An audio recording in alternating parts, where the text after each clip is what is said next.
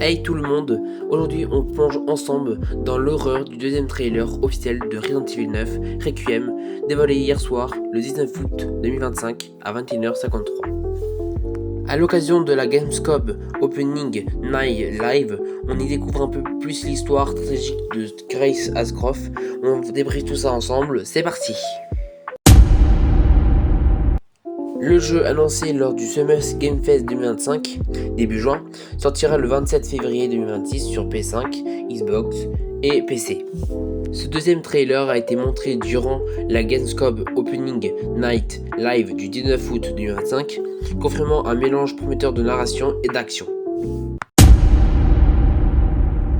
Focus narratif sur le passé de Grace, on y voit une jeune Grace Ashcroft confrontée à la tragédie de sa mère qui tente de la protéger d'une menace terrifiante. Cette séquence située 8 ans avant l'histoire principale explique le traumatisme persistant de Grace.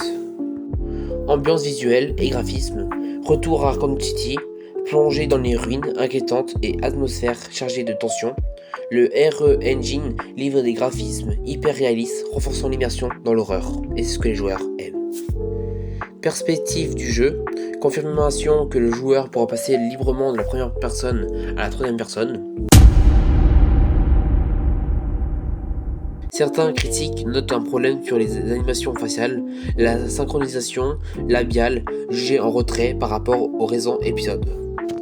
Les animations faciales et le mouvement des lèvres paraissent assez faibles comparés au dernier jeu. Quand Alyssa parlait à Grace, on voyait clairement un souci dans les expressions. En revanche, le retour d'Alyssa Ashcroft a suscité beaucoup d'émotions, renforçant le lien avec l'univers classique de la saga.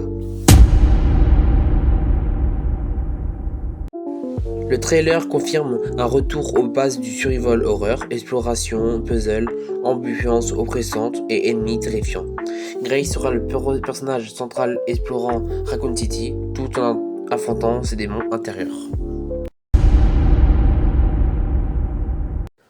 En résumé, ce trailer nous offre un aperçu poignant du passé de Grace, promet un hommage à l'horreur classique et introduit une flexibilité de jeu inédit. Et vous, qu'est-ce qui vous a le plus marqué dans l'histoire tragique de Grace ou l'ambiance visuelle ultra réaliste?